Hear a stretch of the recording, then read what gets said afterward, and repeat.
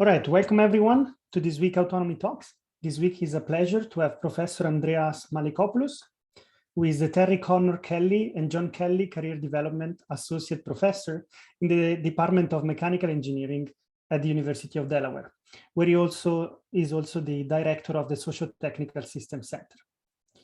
As he was just telling Emilio prior to this appointment, he was working as the Deputy Director and the lead of the Sustainable Mobility team of the Urban Dynamics Institute at Oak Ridge National Labs. And he was also a senior researcher with General Motors. So something about him, he received a diploma from the National Technical University of Athens in Greece, and both his Master of Science and PhD from the University of Michigan Ann Arbor. And the topic was in mechanical engineering. As you have seen in the bio, his research has won many prizes, and the research interests span across various fields, including analysis and optimization and control of cyber-physical systems, which is the topic of today, but also decentralized stochastic systems and stochastic scheduling and resource allocation problems. And lately also learning in complex systems. So we are very excited about today's talk. And Andreas, I give you the stage. Great. Thank you so much, Joel, for the kind introduction, and thank you again for having me. Today, what I plan to do is to discuss how we can separate the learning and control tasks in cyber-physical systems so that we can eventually combine these two and accommodate some of the advantages that learning and control, model-based control can bring into this system. The world is changing, and one particular sector which undergoes significant changes is transportation. We are about to depart completely from conventional vehicles with internal combustion engines and move on to completely pure electric vehicles. And this transformation will provide several opportunities and challenges. For example, we need to upgrade our existing infrastructure in our transportation network with fast charging stations. We need to develop control technologies that can coordinate the increasing demand of electricity from the drivers. At the same time, we have opportunities to integrate our electric vehicles with the commercial and residential buildings and create eventually off-grid buildings that can take off some of the load from the power grid. In addition to all this, we do have opportunities with connected automated vehicles to use the shared information from the vehicles and coordinate vehicles in order to improve transportation efficiency and reduce emissions. So the common thing of all these aforementioned applications is that we have a cyber component, data or shared information, and we use this cyber component to control the physical entities. So in other words, we have typical cyber physical systems. Now, somebody might ask why we focus so much on transportation. Well, in 2017, the United States consumed on average 19.96 million barrels of petroleum per day, and transportation accounted for 71% of that usage. That's enough fuel to fill up the Empire State buildings over 2 times per day just to propel vehicles only in the United States. So you can see what is the impact of transportation on energy usage and environmental implications. So with the introduction of connected automated vehicles, which are typical cyber-physical systems, we have the opportunity to reduce oil displacement, reduce greenhouse gas emissions, and eventually contribute to the health of the planet. So what I plan to do today in the talk, I'm going to go through some approaches, learning-based approaches and model-based control approaches for CPS that I worked over the years on in this particular area of emerging mobility systems. And in particular, I'll go some of the learning approaches that I developed to make engines of the vehicles to learn to improve their operation with respect to the driver's driving style. I'll go through some other model-based control techniques that we developed over the last several years to coordinate connected automated vehicles to improve the efficiency. And at the end, I will try to make the case and convince you that if we can separate the learning and control tasks, then we can perhaps combine both of them and address some of the existing challenges that in learning and control. Before I get to the technical discussion, let me acknowledge the contributions of my students in the IDS lab In IDS, we develop theories and algorithms that can make CPS able to realize their optimal operation while they're interacting with the environment. We focus significantly on transportation. We have built a test bed, a robotic test bed, 20 by 20 feet or 6 by 6 meters. We have about 50 robotic cars and 10 drones. And we use this testbed to validate and prove some of the concepts that we develop in the lab. So, for example, we can use this testbed to coordinate vehicles, to prove the algorithms that coordinate vehicles in specific intersections, using drones as coordinators to collect data. We can prove concepts like first and last mile delivery and coordination with a drone and a car. So we use this eventually testbed to go beyond simulation and prove some concepts using hardware. We have also made some of these cars to be human-driven cars. So we have integrated the driver emulator, so our students can drive these cars in our scale city. And then we can eventually develop an environment that we can have connected automated vehicles and human-driven vehicles and address some of the challenges that encountered. So as you can see, a student can drive the car inside the city and can see what's going on through the monitor. So we can have this type of interaction between human-driven cars and fully automated cars. Since we realized that dealing with physical entities has some challenges, we developed a digital replica of our scale city. So we can start with within the simulation environment of the digital replica, work on our control algorithms, and then once these algorithms becomes mature, then we can move them to our scale city. At the same time, we can use this digital city for our collaborators who wishes to work on our scale city. They can start developing the algorithms using the digital replica, and once this the algorithms become mature, they can move on and do experiments in our scale city. More recently, we also developed an app that we can use for share mobility. So if somebody visits our labs, he can download this app and then he can take a free ride from any point in the city to another city. So essentially, this app replicates what Uber and Lyft do currently, but we do that in our scale city. Somebody can ask for a car, the car can arrive and take it to a different, an artificial, desired destination. So with this environment, we can also use the scale city to do some testing on eco-routing approaches. And we also have a driver simulation lab that we use commercial software to validate our control algorithms. So typically, this is where we start in our simulation lab. We develop the control algorithms, and then we move on to our scale city. So that's a brief introduction about the lab in IDS. Let me get to the technical discussion. As I said, over the years, I had the chance to work on different problems in transportation. I started with my dissertation when I worked on learning control and learning algorithms and how we can make the engines of the vehicles to learn to improve the operation with respect to the driver's driving style. Then I moved on to hybrid electric vehicles and plug-in hybrid electric vehicles and develop control strategies that can maximize the efficiency of these vehicles. And over the last several years, I've been working on connecting automated vehicles and how we can use shared information to coordinate these vehicles and improve transportation efficiency. So essentially what I plan to do in the next several minutes is to go and tell you my story, starting from my dissertation all the way through today and going through the different approaches that I have worked over the years and try at the end to make the case that combining learning and control can address some of the existing challenges.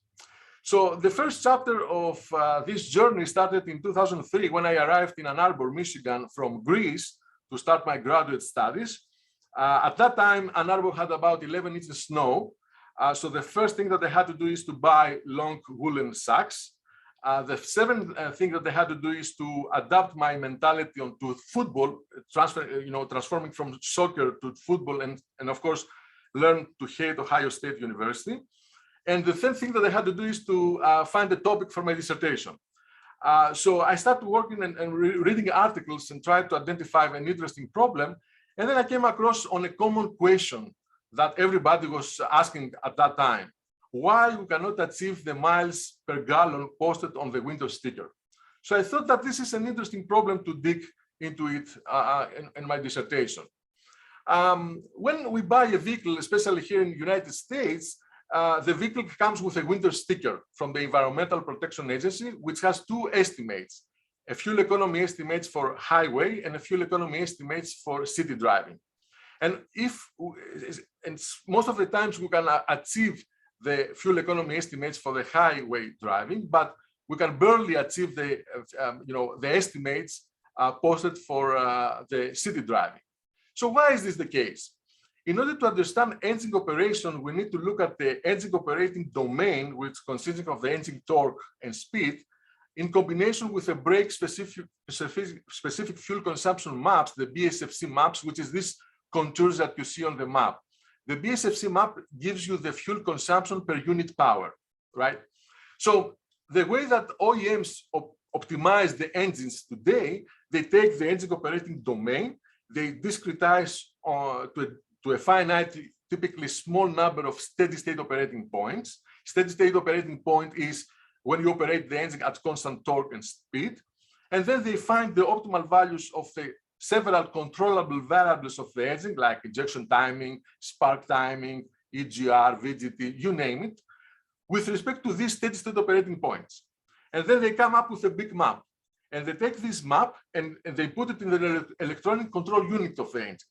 And as we drive the vehicle and going through the speed profile that you can see on the top, and we accelerate, and the engine jumps on top of the BSFC map, we interpolate the values of the controllable variables corresponding to the steady state operating points to operate the engine optimally.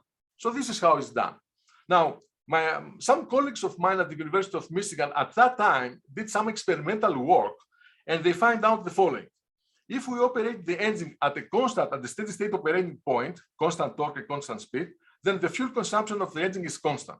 And this is why we can achieve the fuel economy estimates on highway driving, simply because the engine has been optimized for steady state operating points. However, if we approach this operating point from a sequence of engine operating points, then fuel consumption will vary for a small transient period.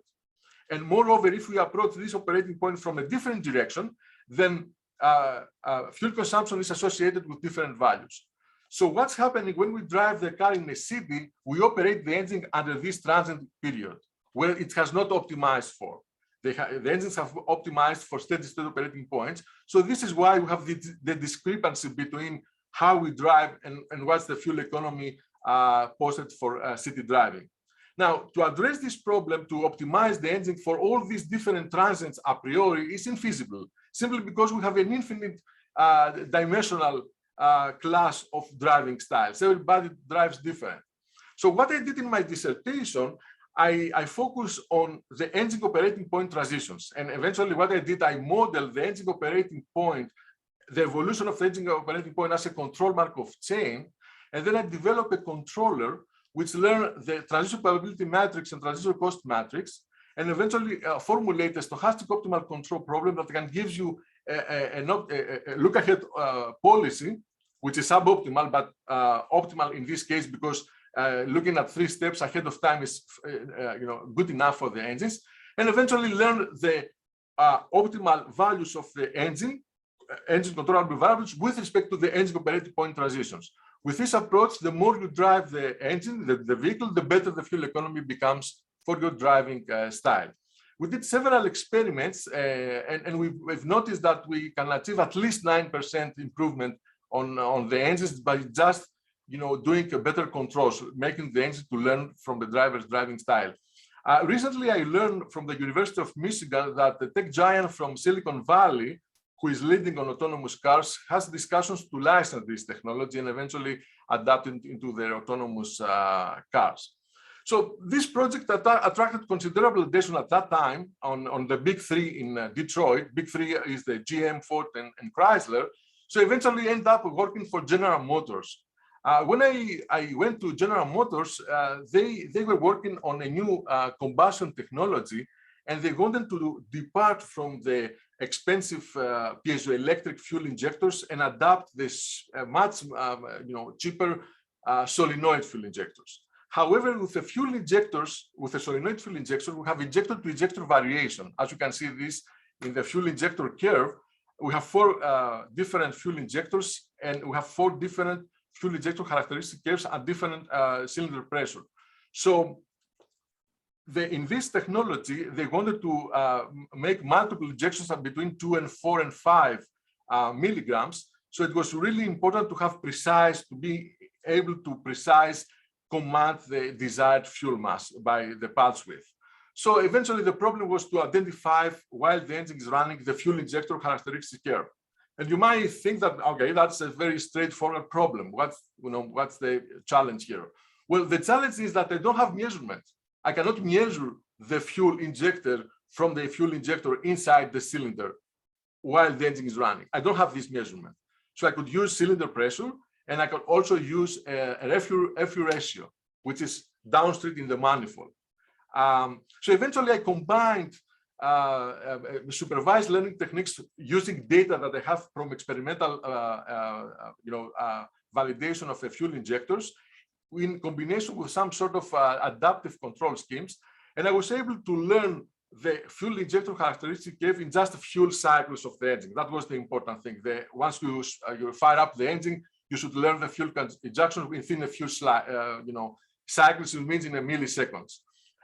Eventually, we were able to achieve at least 4% improvement in fuel economy, which was quite important. And at the same time, with this approach, I was able to adapt the fuel injector variation on a day-to-day, because we've noticed that on different dates, the fuel injector behave in a different way. So that was all good news at that time. And then we have the 2010 volcano eruption. And you might wonder, in Iceland, and you might wonder, why is this related to our discussion? Well, believe it or not, this volcano eruption changed the topic of my research, but also changed my career path. So in 2010, I was invited to attend the 2010 German-American Frontier Symposium, hosted at Oak Ridge National Lab. And due to the volcano eruption, several speakers from Germany could not make it to the symposium, and the organizers asked me to give a substitute talk. So I told them that I don't have clearance for my GM staff, and I could present, work for my dissertation. So one thing led to another, and since while I was giving the presentation, there were several folks from Oak Ridge National Lab. I ended up working at Oak Ridge and moving from GM to Oak Ridge National Lab, and working on hybrid electric vehicles and plug-in hybrid electric vehicles. So when I joined the Oak Ridge, the first project was to derive an optimal control strategy for a hybrid electric vehicle that can maximize the efficiency of the vehicle. So what is a hybrid electric vehicle? Well, in a hybrid electric vehicle, in addition to the engine, we have a motor, a generator, and a battery that can power the vehicle either separately or in combination. So as the driver drives the vehicle, we can deliver the power demanded by the driver either through the engine or the motor or a combination. So just to give you a flavor of the problem, we're dealing with a system of subsystems. The first task that we have to do is to identify the feasible pair of the state X and control I of each of these subsystems, and then formulate a problem that can, gives you the optimal strategy, optimal control strategy that can maximize the efficiency or minimize the cost of the system. Essentially, the strategy is how you can distribute the power demanded by the driver to the engine, motor, generator, and the battery. Now, to solve this problem, there are two major challenges. First, you can't really solve this problem on board a vehicle, simply because there is no computational power. In commercial vehicles today, we can barely do a 4x4 inversion, matrix inversion. So, and the second challenge is that even if you have an optimal control strategy for a driver, this is not optimal for another driver, because as we saw earlier on, every driver drives different.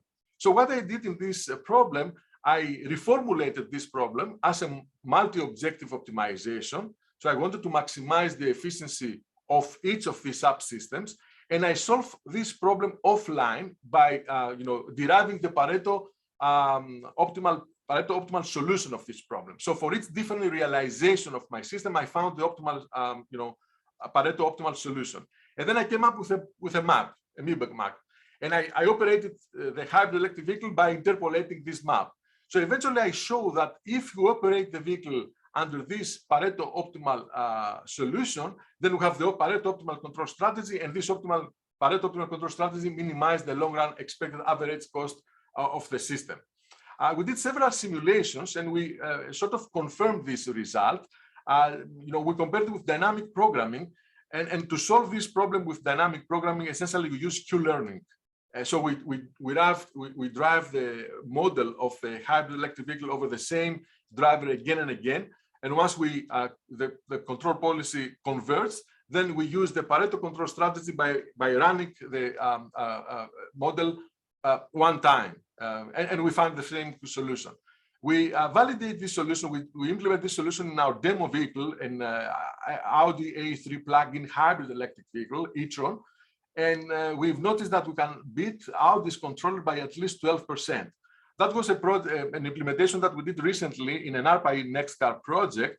Our industrial partner of this project, Bosch, thought that this is too good to be true. So they did a statistical analysis, and they compare the edging operating points with Audi's controller and the edging operating points with the Pareto optimal solution. And they show that there is statistically the edging operates more in a suite BSFC maps. Now you know about the BSFC maps, and that's why we get these significant results. So while I was wrapping up this work on hybrid electric vehicles, and I was still at Oak Ridge National Lab, I saw an opportunity with the connected automated vehicles. And I thought that using shared information from the vehicles, we can perhaps address some of the problems on congestion and eventually improve transportation efficiency by eliminating stop-and-go driving, which will have significant impact on fuel consumption. As a matter of fact, automation and autonomy are two terms that are not quite new. Believe it or not, the first time that these notions were mentioned was in 1939 in New York's Futurama, where they envisioned a world into 20 years into the future, and one big portion of this exhibition was about connected automated vehicles, and they envisioned how the highway on future might look like. In 1956, GM also featured the car into the future, the car of 1976, and they eventually showcase, the kind of self-driving car. They had a family driving to Chicago, and they show that how they can potentially, make the car fully autonomous, and showcase different features, luxury features of the car while the family drives to Chicago. So the fact that over the last 83 years, we still haven't been there, it speaks to the fact that how tough is this problem. Moving fast forward, over the last several years, we developed several model-based control techniques that can use the shared information from the vehicles and eventually coordinate the vehicles in specific scenarios like intersections, merging roadways, roundabouts, and improve transportation efficiency. So let me take a little bit of time here to dip into this problem and show you how we can potentially address this problem. I will cite a reference, I will cite an intersection to go through this analysis, but this approach can be applied to any different scenario. So let's assume that we have an intersection and four connected automated vehicles approaching this intersection. As they keep going, they might have a potential lateral collision and conflict at the center of the intersection. So the area at the center of the intersection that we can have a potential lateral collision is called merging zone. And then we define the control zone outside the merging zone, inside of which the vehicles can communicate and coordinate with each other.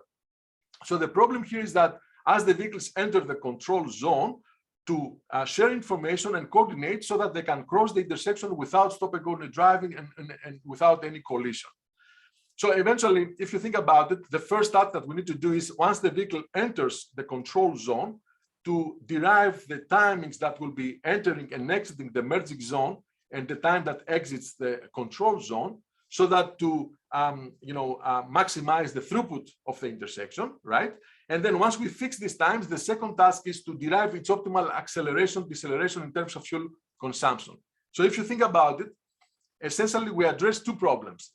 In an upper level problem, we address the throughput maximization of the intersection by identifying the optimal timings that the vehicles will be entering and exiting the intersection. And once we fix these times, we derive in a low-level problem the optimal acceleration and deceleration of the vehicles that minimize the energy consumption.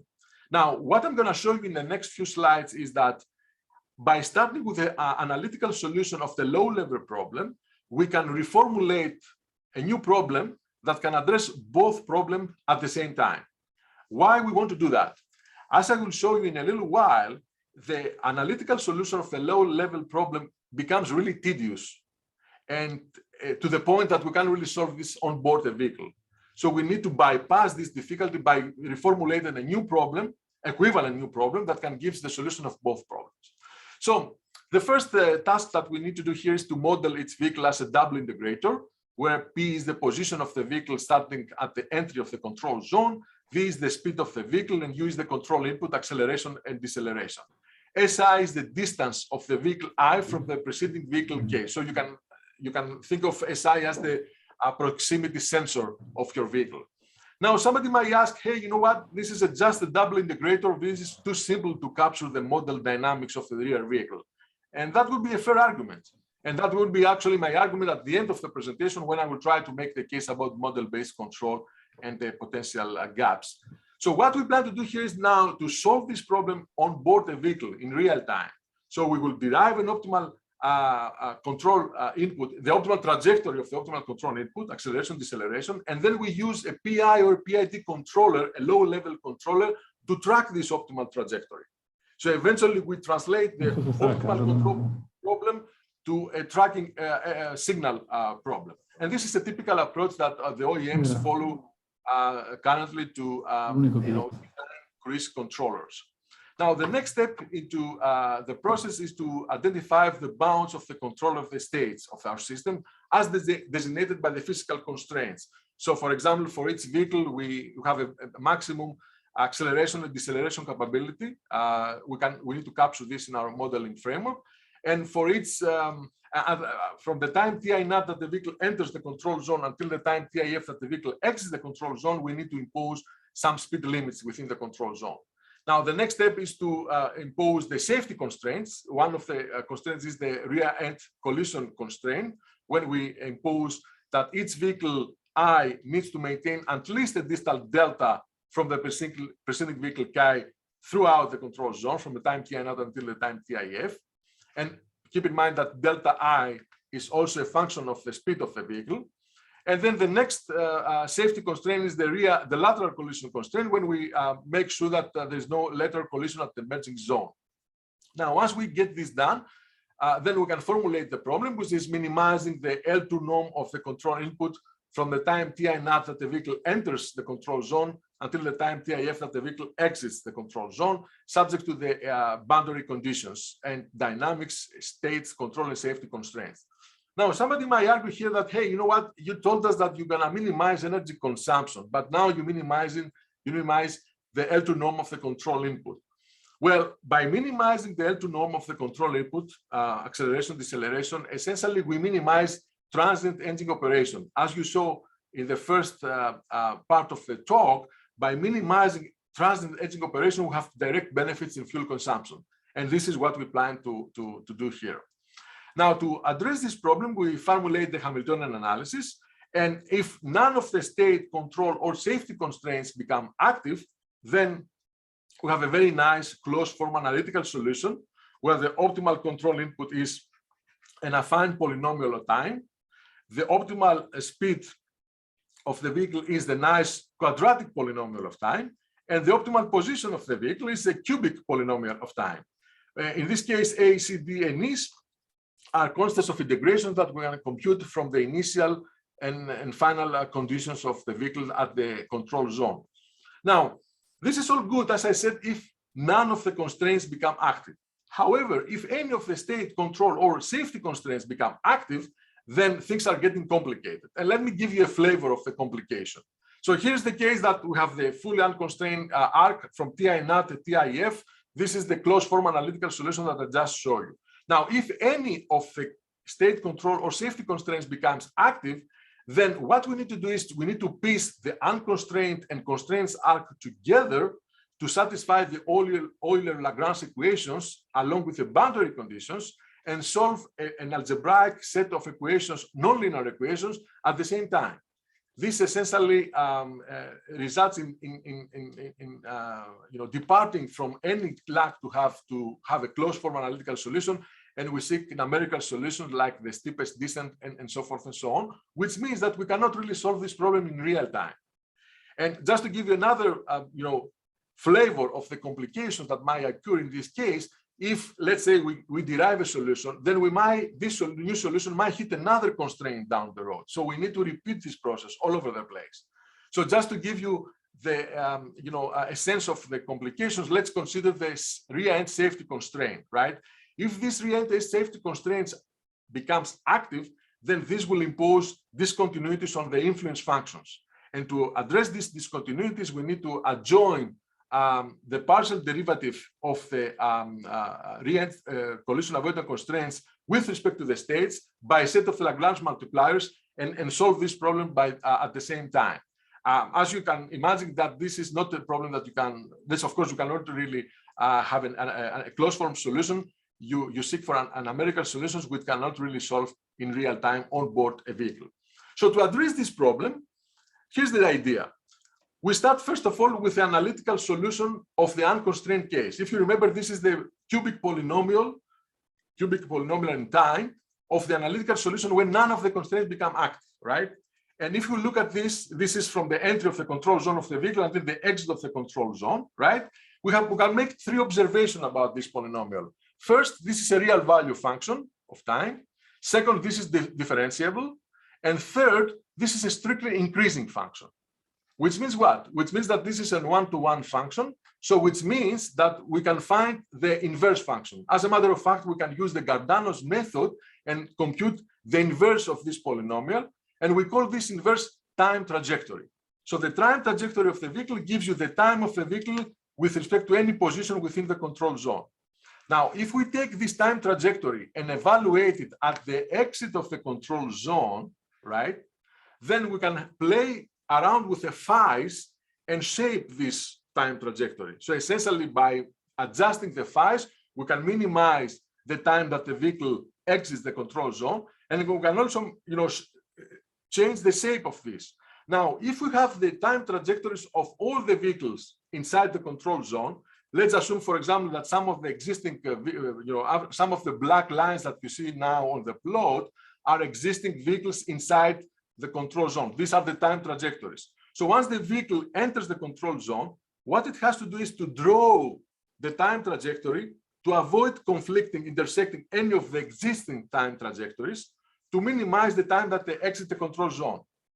If it doesn't intersect any of the time trajectories, it means that we are not activating any of the safety constraints.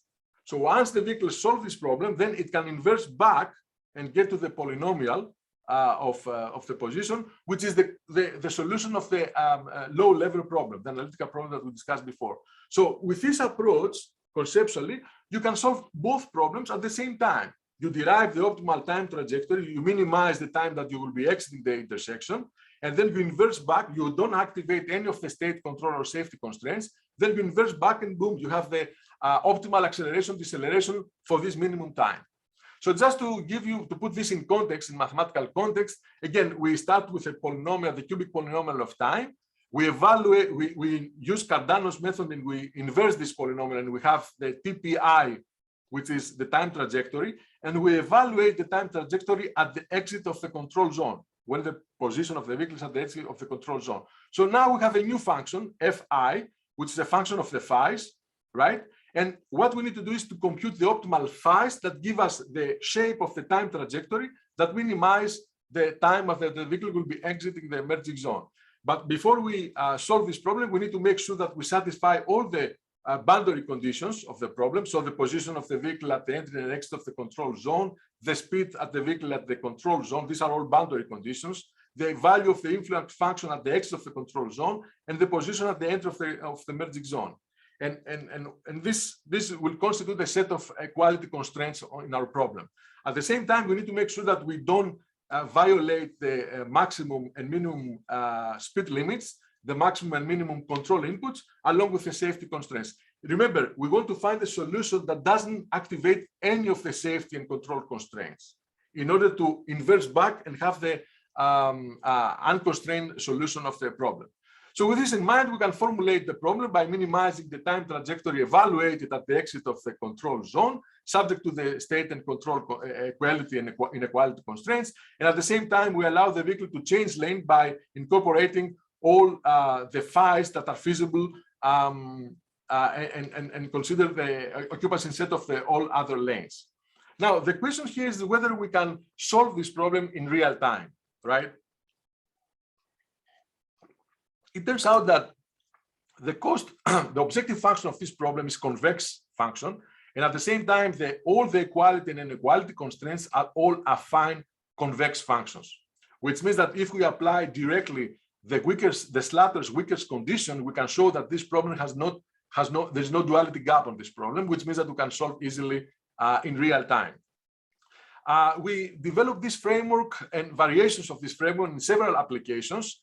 I'll give you a few examples now to show the proof of concept. This is an intersection in our scale city. You can see how the vehicles, once they get into the control zone, they derive their optimal time trajectory and they can cross the intersection without stop and go driving, without any collision, and at the same time minimizing the optimal acceleration.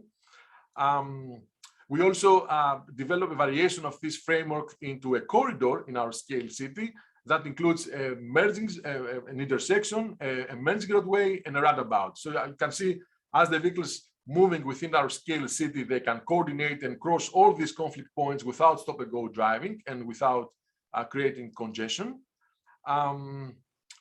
We also developed this framework in our Rpi project. Just to give you a little bit of details about this project, essentially that was a collaboration. This project led by University of Delaware in collaboration with Bosch, Boston University, University of Michigan, and Oak Ridge National Lab. So the idea of this project was to develop control technologies that can maximize the efficiency of the vehicle by at least 20%. So as you saw earlier, we optimize the power management of the vehicle, and at the same time, we use connectivity and automation to coordinate the vehicles with different traffic scenarios. This is the vehicle in M-City at the University of Michigan. M-City is a test bed that can help test autonomous vehicles. Now, I'll show you one of the field tests that we did in M-City. You can see on the right, the vehicle on the field, and on the left, the virtual vehicles. In M-City, they have developed a virtual environment, so the physical entities in the M-City can interact with virtual entities. So on the right is the vehicle in the city. You can see only the Audi, but on the left, you can see all the virtual vehicles and the scenarios that we have considered. On the bottom line is, on the bottom plot is the vehicle, when the vehicle coordinates with connectivity and automation. On the top is the baseline without connectivity, without automation. So as you can see on the bottom, as the Audi gets into the ramp, it starts coordinating with the virtual vehicles, right, on the black vehicles, and then gets into the merging zone without stop and go driving. Although on the top, when we don't use connectivity and automation, you can see that the Audi comes to a full stop and waiting from the black virtual vehicles to depart before it gets into the control zone. So you can see the travel delays that this sort of causes. We also did several vehicle in the loop experiments at Bosch Farmington Hill facilities in Michigan. So in this case, you can see on the left, this is the baseline scenario without connectivity automation. On the right is the scenario with connected automated vehicles. And you can see on the bottom how we have optimized the speed profile of the vehicle. This is the speed profile of the vehicle of the Audi without connectivity automation. We have a stop and go driving. Although on the right, you can see how we have eliminated this stop and go driving just because we were able to coordinate the vehicle with other vehicles.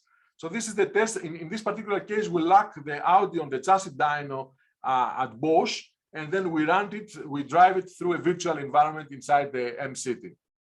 That was one of the first experiments that we did in order to also evaluate the fuel economy of the car, since we were able to measure fuel economy while the Audi was on chassis dyno. And we get several results showing improvement ranging from 30% all the way to 34%, just because we were able to improve the efficiency of the Audi. Now, if these numbers look to you high, you might want to do the following thought experiments. Compare the fuel economy estimates of your car between the city and the highway. You can see that the improvement, the difference is about on this range. And this is how what it eventually did. We smooth out the stop and go driving. We smooth out the driving cycle by eliminating the stop and go driving. So eventually, up to this point, I show you several model-based and learning approaches that I have worked on over the years, and we've seen several challenges. For example, with a model-based control cannot facilitate optimal solution with performance guarantees due to the discrepancy between the model and the actual CPS. Right? If you remember, I modeled each vehicle as a double integrator, and then I had to, use a PID controller to track the optimal trajectory. At the same time, with the supervised learning approaches, we can't really facilitate robust solutions always using offline data. In the fuel injector characteristic curve problem, I had to, integrate into the supervised learning some real-time adaptive based control to account for that. Finally, with the reinforcement learning techniques, we can't really apply this directly to a CPS system, since we might impose significant implications on safety and robust operations. For example, in the engine, I can't really apply this directly to the engine, even if I have, specified the feasible action space for my system, simply because this action space changes over time. It's the different feasible values of the injection timing or spark timing. In the summer, it's different in the winter. It's different in Boston. It's different in Las Vegas at the same time. So what I'm trying to say is that what if we can combine the learning and control techniques to address these challenges? And before we're able to combine, we need to be able to separate this. So let me take the last 10 minutes or so to discuss this concept. We consider that we have a CPS system, and we have also some disturbance in the system, and we have some noisy observation. Now, at the same time, we have a model, any model of this system that we can operate in parallel with the actual system. Now, the idea of this approach is to institute an information state of the system. And this information state will depend on the state of the actual CPS and the CPS model. And then use the CPS to derive offline the control strategy of the system, right? Now, if I use this information state to derive offline the control strategy, I'm missing something. I'm missing the actual state of the CPS because this is not known, right? So which means that when I derive the optimal control strategy offline, this optimal control strategy will be parameterized with respect to the all realizations of the CPS state. Then I take this control strategy that I derive offline and implement it into my actual CPS and model at the same time. And as I operate the system, I start learning the information state. So eventually, once I learn the information state, then the optimal control strategy that I derive offline becomes optimal for the actual CPS. So that's conceptually the whole idea. Let me get you to some technical details now. So we consider that we have a system of subsystems, right, with decentralized information structure. XT hat is the state of my actual system. WT is some disturbance, and UTK is the control input of each individual subsystem. Now, XT hat and WT are some random variables defined on an appropriate probability space.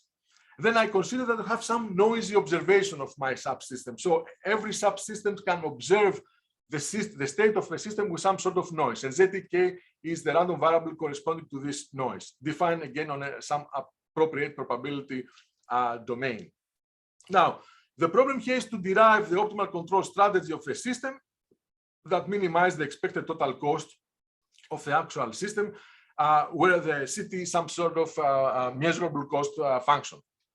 Now, to solve this problem, actually, I cannot solve this problem because I don't have the actual dynamics of my actual CPS. I don't know. I just have a model of this.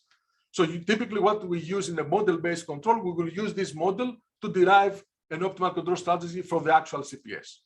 Now, I will use this model in this new concept, and then I will institute a state, a new information state, which is the conditional probability distribution of the state of my actual CPS and the state of the model, given all the data of the model. Now, as you can observe here, there is a secret feature of this information state. In this information state, we compress all the data that are added to the system gradually in real time to a sufficient statistic, which means that we can sort of address the issue of getting overwhelmed with significant data. Now, let me discuss what is the delta T and lambda T in this information state. So since we discussed that we have a decentralized information structure of the system, I assume that there is an n-step delay for each subsystem. So if a subsystem makes an observation yt and execute a control action ut at some point t, this control action and observation will become known to other subsystems after n steps. So essentially, delta t is the common information of all the subsystems about the past control actions and observation, and lambda tk is the private information of each subsystem, right? So this is the information structure. Eventually, in the same information structure that we have in the model, we have it actually in the actual system. Now, using this information state, I will derive the optimal control strategy of my system offline. However, keep in mind that I don't have the value of the actual CPS, right? Because I run this offline. So eventually, when I derive the control strategy, this will be parameterized with respect to the all realization of the actual CPS xt hat. Then I take this control strategy and apply it to my actual CPS and CPS model. And as I operate this at the same time, I start learning online the information state of my system. Now, before I can do this, before I can separate the control and learning, I need to make sure that the evolution of my states does not depend on the control strategy. So the first results that we develop give us these separation results and show that eventually the evolution, the probability distribution of the xt and xt hat, which is the actual and model, given all the data of the model, this is my information state, the evolution of these states does not depend on the control strategy, which means that I can separate my learning and the control action. I can derive my control strategy offline and then learn the information state online. Now, remember, the problem that we want to address is to derive an optimal control strategy for my actual CPS. Now, instead of solving this problem, I formulate an equivalent problem, which is minimizing this expected total cost, which eventually have added a penalty function between any discrepancy between the actual CPS and the model CPS, the realization of the state. Now, what we have shown is that if we derive the optimal control strategy offline for this using this particular cost and applied it online, then this optimal control strategy becomes optimal for the original problem that we have. Just to give you the intuition behind this, this is the optimal, the expected cost that we derive, that we solve offline using the CPS model. Now, to solve this problem, essentially for any realization of the model, we compute the optimal control input, right? But this control input, we derive an optimal control input for any different realization of the state of the control of the actual CPS, because the control strategy is parameterized. Now, once we apply this control strategy, online, and we start learning the information state, then we start picking up the control action that results in a state of my actual CPS that minimizes this discrepancy. So eventually, as we start learning the online, the optimal control strategy that we derive offline using the CPS model becomes optimal for the real system. And this is essentially the whole approach, how we can, combine both, learning and control after we have separated them before. So as we speak, we are implementing this in the problem of coordination of vehicles at specific scenarios like intersection. Remember, the initial problem in this was to minimize the L2 knob of the control input that gave us some nice closed form analytical solution. So essentially, by using this penalty function, we were able to derive an optimal control strategy that is parameterized with respect to the actual CPS, and then solve this problem and apply this framework into this particular problem. This particular approach can be applied to any CPS with a decentralized information structure where there's a large volume of data that is added to the system gradually and not altogether in advance. So, for example, in emerging mobility system, in power system, in systems that they have informational structure with some sort of non-classical information structure with some sort of delays. So with this, I would like to thank you for your attention. I'll be happy to take any questions. Thank you, Andreas, for the talk. Is there any question from the audience? Yeah, thank you, Andreas. Definitely, you've been keeping very busy during these last few years. First of all,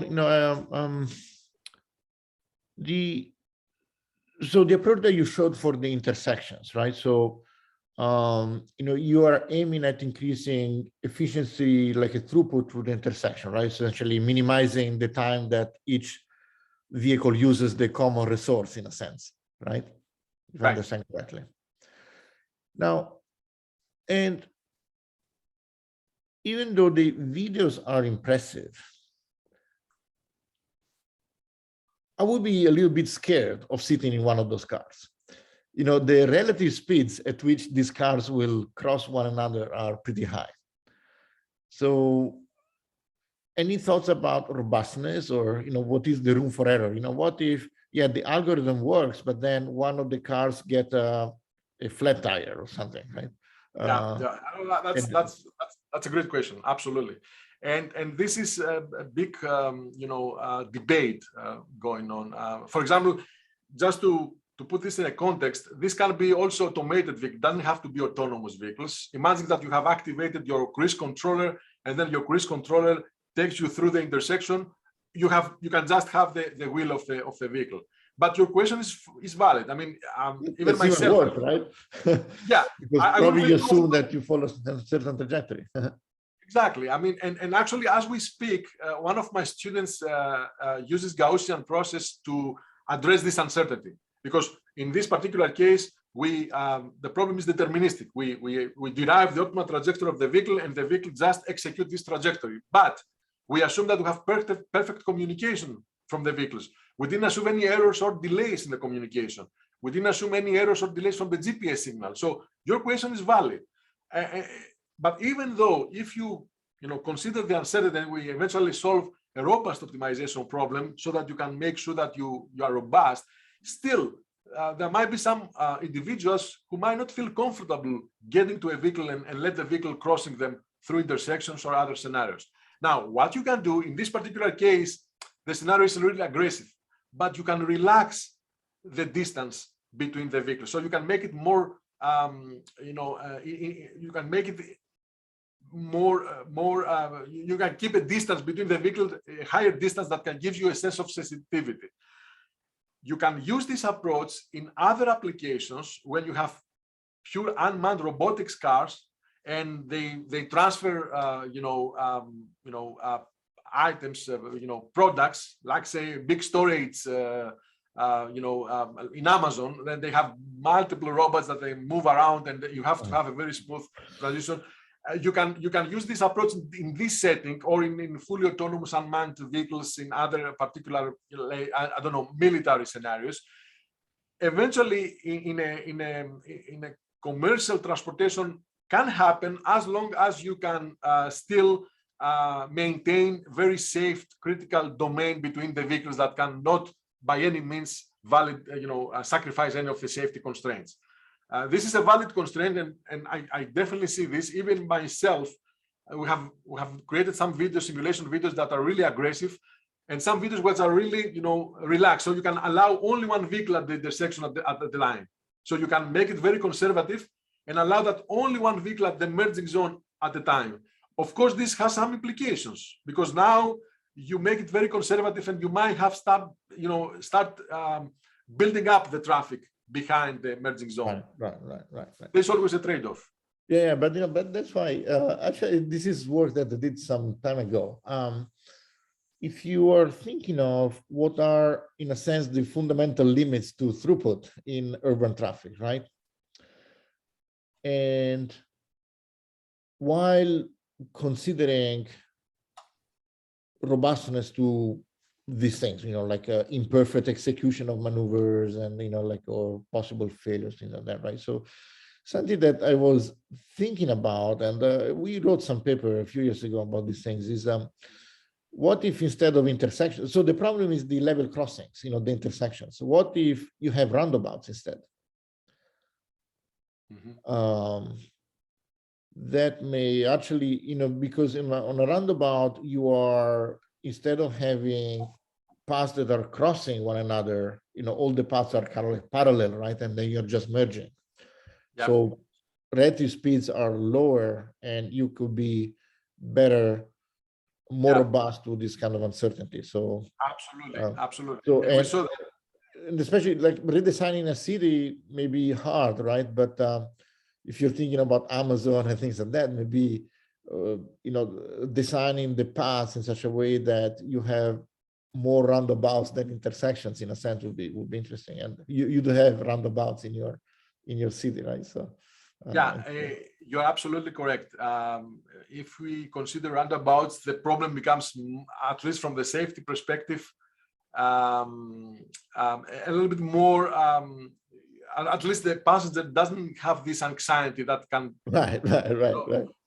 And you have all the safety features that, again, you can impose to address this. Absolutely, in a roundabout setting or emerging roadway, as you can see on the top right, it's a little bit safer. Intersection it's high, and you know what? We don't. Let me take a step back here. We don't really need, even if we assume that we have a fully automated transportation network, we don't really need to have this automated intersection on every single intersection. We can pick up the intersections in a way that makes sense to have some sort of automation, and we can still use traffic lights as an additional control variable to impose safety features. If we eventually got to the point that we have a fully autonomous vehicle with safety features that can allow us to develop some of these techniques, I think we might be able to at some point get, and of course there's a learning curve for the passengers to feel comfortable on this setting, on fully automated setting. I wouldn't feel comfortable, to be honest, if I don't have fully control of the vehicle and having the vehicle going through these scenarios. Even with my algorithm. It's one of those things where maybe you have like just dark windows, don't look outside. Yes. Okay, thank you, Andreas. I don't know if others have questions. Yeah, is there any other question? I do have a follow-up question.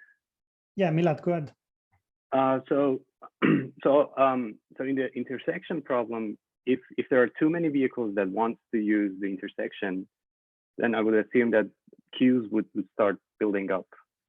So my question is that by minimizing the energy of all of the vehicles, does the throughput increases? Which, I mean, compared to, let's say, for example, the conventional traffic lights? That's a great question. You're absolutely correct. And we've seen that in our simulation studies. At some point, if you increase the travel demand, then you might end up with a congestion, even in these scenarios, simply because you have reached the maximum capacity of the road. This is physics. Once you reach the maximum capacity, there is nothing you can do about it. There are two ways that you can sort of bypass this. You can increase the control zone so that the vehicles have more space to start coordinating, and also increase the speed limit. If you increase the speed limit and allows the vehicles to, if you can rush them through the intersection quicker, then you might again save some sort of time and avoid this congestion. But again, if you keep increasing the travel demand, again you will reach this limit again. So there's the fundamental transportation diagram that gives you sort of the flow of the vehicles, and it shows that if you reach the maximum capacity of the roads, there is nothing you can do about it. So my answer to you is yes. There is a limitation as you increase the travel demand. one way to bypass, another way to bypass this is to, since we assume that we have connected automated vehicles, is to reroute some of the vehicles to different directions, right? So if you see that a particular intersection is getting busy, reroute some of the vehicles and avoid them going through this intersection. You can increase the control zone or the maximum speed limit. Of course, there are limitations on these two as well, safety limitations. You can't really increase the speed limit to a certain degree. And you can exercise this even if you forget about the energy consumption of the vehicles and you try to maximize only the throughput of the intersection. Again, you see these limitations simply because once you reach the maximum capacity of the roads, there is not much that you can do about it. I'm not sure if I answer your question. Yes, yeah, thank you. I mean, I had a second question that, what if instead of using the optimal control formulation that you described, we just use conventional traffic lights? Does it? I mean, is there? I mean, do you have any comparison between the two cases? Which one would give minimum? I mean, less travel time than the other? If you use traffic lights, there are several studies that have been done to use traffic lights, but in traffic lights, you can coordinate flows for each particular road, right? As you can see on the top left, video, you can see that you're mixing up essentially the flows of the vehicles. Even if you try to optimize the traffic lights, you still have limitations because essentially you have first, you allow one direction at the time. So in this particular case, if you coordinate the vehicles, you're getting better results. Now, there are some other studies that they're trying to pack the vehicles into platoons and then move the platoons into this case. And there are some benefits to that approach. Like if you form platoons and then you coordinate platoons instead of individual vehicles. There are some benefits and limitations, of course. But eventually, coordinating either individual vehicles or platoon of vehicles is more beneficial, at least with the studies that we have done and the studies that we have seen in the literature compared to optimization of the traffic lights. And again, this depends also always at the travel demand. Depending on the travel, if you have a very increased travel demand, you have different results. Okay, thank you. Thank you for the question. Any other question for Andreas? I have one question. Yeah, Edzat, go ahead. Thank you for the nice talk. My question is about the sequence of optimizations. So I think the formulation you presented was for a single vehicle. So is it like whoever enters the control zone first optimizes first? Exactly. Very good question. You're absolutely correct. This is a sequential optimization problem. So every time that a vehicle enters the control zone, derives the optimal trajectory with respect to the existing trajectories inside the control zone. Once you derive their time trajectory, this trajectory doesn't change. That's it. Now, the next vehicle that comes into the entry of the control zone will derive its optimal time trajectory with respect to the existing trajectory. Again, this will not change. So this is a sequential optimization problem. However, the vehicle that enters the control zone can definitely derive a trajectory that will allow to pass any existing vehicles, right? And exit the control zone sooner than other vehicles. There's no limitations on that. Yes. But I guess they are fully cooperative in a sense that, like you... Yeah, so once you enter, you know all the information, I guess. Exactly. So in this particular scenario, imagine that there is an intersection protocol, and this protocol records all the time trajectories. So every time that the vehicle enters the control zone, it accesses the intersection protocol. This is the infrastructure, and gets all the time trajectories from the existing vehicles. And then it derives its own time trajectory and records then the trajectory to the intersection protocol. So this happens sequentially. Every time that the vehicle enters the control zone, access the intersection protocol, gets this information, derive its optimal trajectory, and move on. Yes. I guess there could be nuances where to enter. I don't know what the discretization there is.